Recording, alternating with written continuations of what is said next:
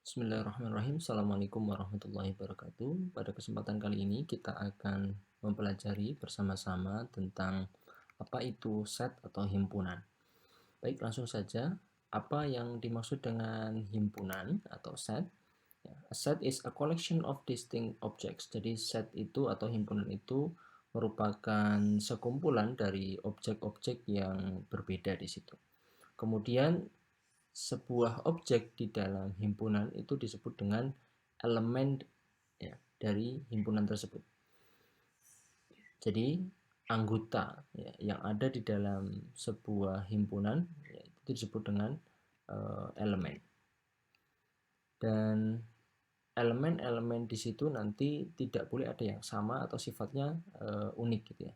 Di antar satu elemen dengan elemen yang lain di dalam himpunan itu akan memiliki bentuk yang berbeda-beda atau dia sifatnya adalah unik. Kemudian secara notasi ya, notasi himpunan itu direpresentasikan ke dalam bentuk seperti ini ya, yang mana penulisannya diawali dengan kurung kurawal buka, kemudian setiap elemen yang ada di dalamnya, kemudian diakhiri dengan kurung kurawal tutup. Nah, dalam suatu kasus gitu ya, ketika kita ingin menuliskan elemen-elemen ya, di dalam sebuah himpunan, tapi elemennya itu sangat banyak. Nah, kita bisa ringkas atau mempersingkat penulisannya dengan cara seperti ini. Ya. Misalnya di sini contohnya adalah positif integer 100 positif integer pertama. Himpunan 100 positif integer pertama. Ya, kita mungkin kalau bisa saja tulis dengan 1, 2, 3, 4, sampai 100 kita tulis semua. Akan tetapi kita bisa persingkat dengan menuliskan 1, 2, koma, dan seterusnya. Kemudian langsung diakhiri dengan 100. Atau kita juga bisa menuliskan dalam bentuk seperti ini. Ya. Ini adalah himpunan dari bilangan asli atau bilangan cacah. Ya. Kita tak berhingga di sini. Kita hanya menuliskan 1,2, 3 dan seterusnya. Tidak perlu menuliskan semua bilangan yang atau elemen yang ada di himpunan tersebut. Nah, bentuk notasi pada 2 dan 3 ini merupakan bentuk notasi yang disebut dengan partial listing atau penulisan himpunan secara sebagian, tidak seluruhnya dituliskan. Baik, kemudian bagaimana aturan penamaan himpunan di sini? Penamaan himpunan dituliskan dengan huruf besar, ya. Seperti ini, huruf besar. Kemudian masing-masing elemen yang ada di dalam himpunan itu kita notasikan dengan huruf kecil. Nah, perlu dicatat bahwa di sini sama dengan ini bukan berarti nilainya sama, akan tetapi di sini sama dengan ini adalah menyatakan bahwa himpunan A itu terdiri dari elemen-elemen yang ada di sini. 1, 2, dan seterusnya. Bukan berarti nilainya A itu sama dengan 1. Tidak. Tetapi A ini beranggotakan elemen sekian, sekian, dan seterusnya. Nah, di dalam himpunan ya, penulisan di sini kita tidak memperhatikan urutan. Jadi antara penulisan 1, 2, 3 dengan himpunan yang kita tuliskan seperti ini dengan elemen 1, 3, 2 ya, dengan anggota yang sama, ini dianggap sebuah himpunan yang sama. Jadi kita tidak memperdulikan urutan. Meskipun di sini urutannya berbeda tapi dianggap sama. Kemudian hal yang kedua yang perlu kita catat adalah repetition atau pengulangan dari elemen itu tidak dianggap ya. Sehingga contoh di sini 1, 2, 3 dan 1, 2, 3, 3, 2 ini dianggap sebagai sebuah himpunan yang sama. Sehingga angka 3 yang ditulis di sini secara berulang ini tidak dianggap sebagai elemen yang berbeda. Nah, ini penulisan notasi yang lain ya. Kita misalnya di sini memiliki sebuah objek X ya, dan himpunan A, maka dari sini kita bisa melihat Yang pertama adalah apabila X merupakan elemen atau anggota himpunan bagian dari A, ya, kita bisa tuliskan seperti ini, X elemen dari A. Ya.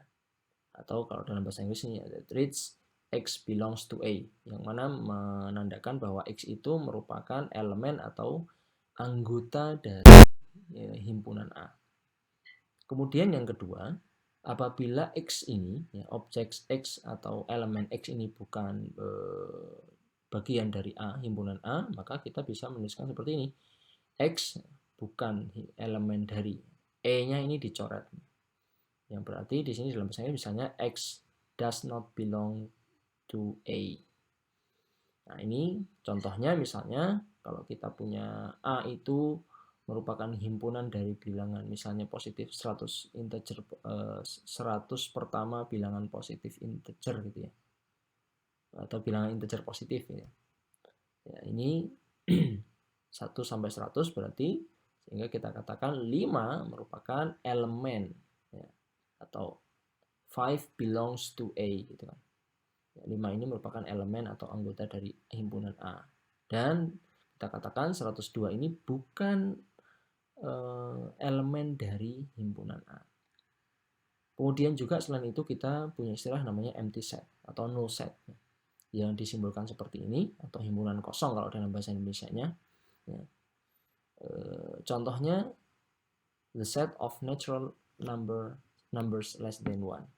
Jadi himpunan bilangan asli yang kurang dari 1 itu tidak ada. Maka di sini simbolnya adalah himpunan kosong. Oke, kita juga dapat merepresentasikan ya sebuah himpunan dengan deskripsi di sini.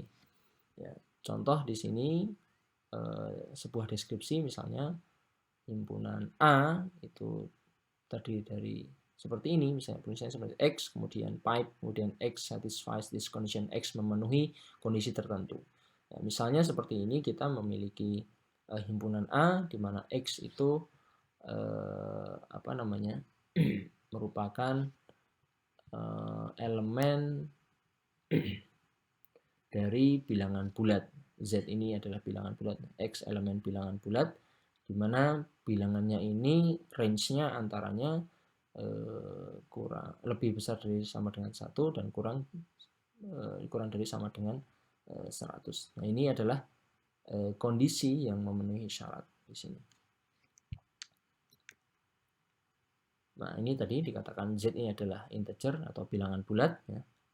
Atau di sini contoh yang lain misalnya kita juga bisa membuat deskripsi bahwa himpunan A ya, di mana X ini merupakan mahasiswa di kelas Advanced Mathematics.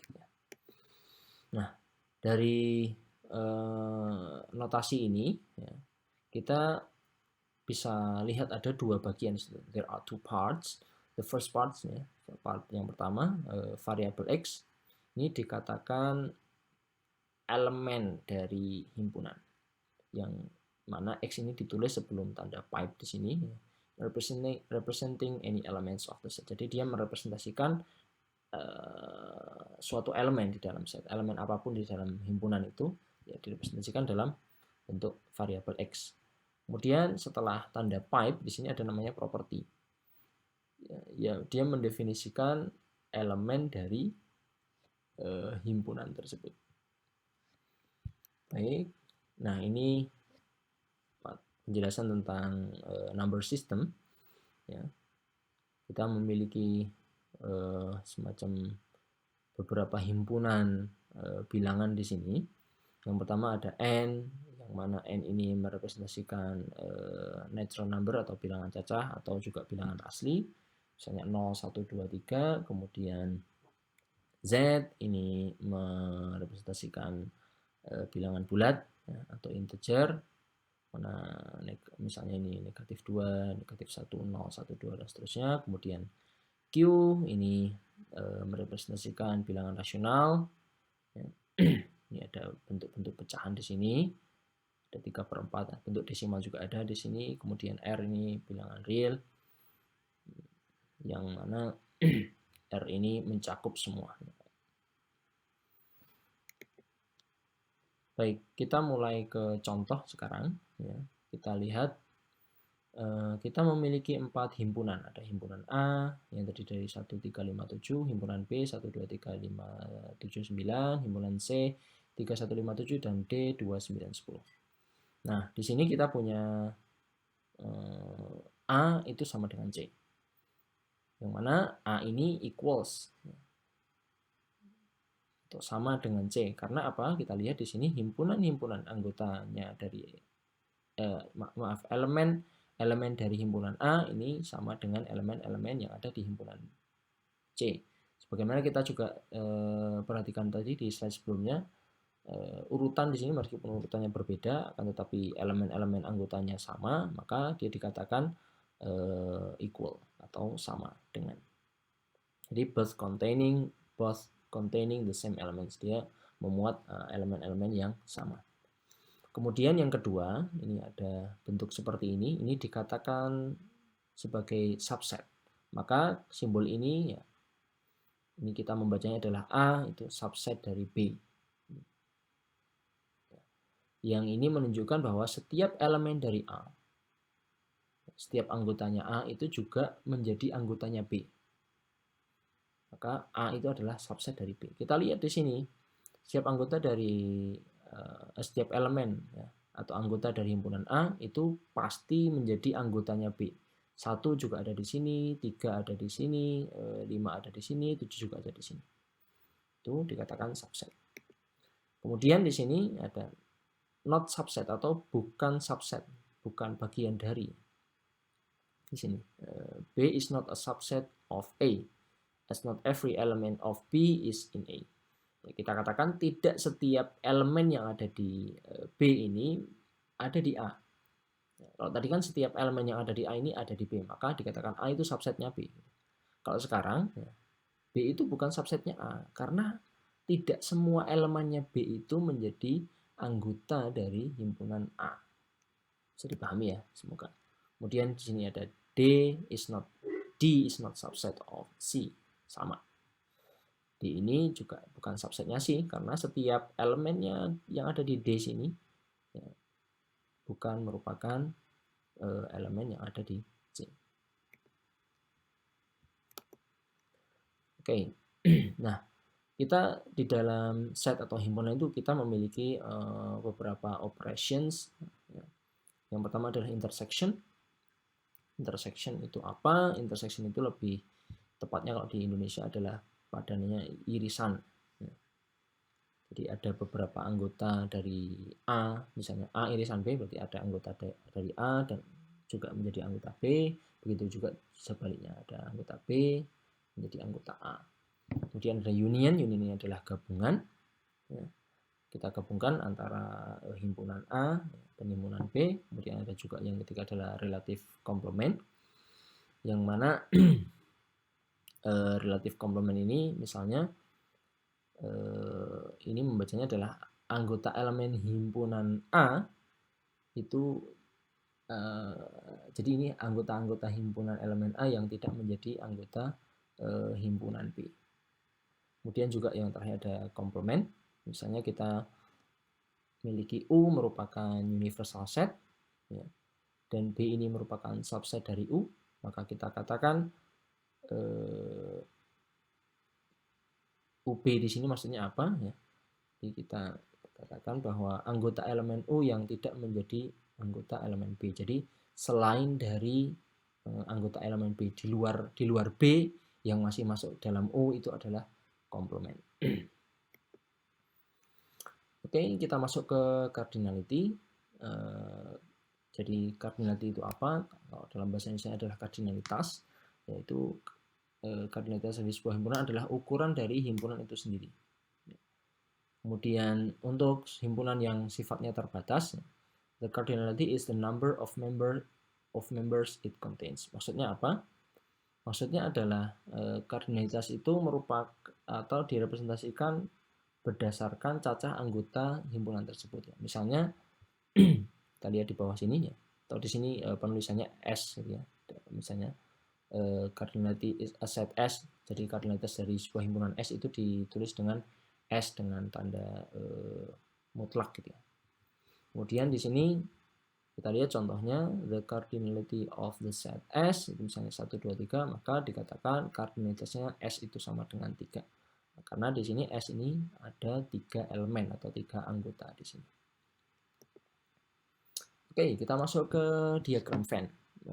Mungkin teman-teman sudah familiar dengan diagram Venn, yang mana diagram Venn itu digunakan untuk menggambarkan relasi atau hubungan antar himpunan. Kemudian each set is shown as a circle and overlap circles indicate sets with intersect. Maksudnya setiap himpunan itu ditunjukkan sebagai sebuah lingkaran, dan lingkaran yang saling overlap itu mengindikasikan adanya perpotongan atau irisan antar himpunan. Nah, kita lihat di sini yang pertama adalah intersection. Ya. Ada himpunan A, himpunan B, dia saling beririsan di sini. Kemudian ini union, ya, yang mana union ini adalah gabungan antara himpunan A dan himpunan B. Kemudian ada set complements, ya, seperti ini. Jadi dia masih ada di dalam universal set, tetapi dia di luar dari himpunan A. Baik, ini ada latihan, silahkan nanti dikerjakan ya.